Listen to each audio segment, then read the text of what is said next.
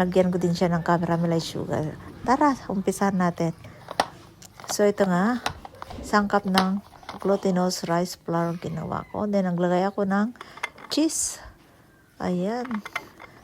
Para may iba naman. So, ayan guys. So, ulit-ulitin lang hanggang sa malagyan lahat.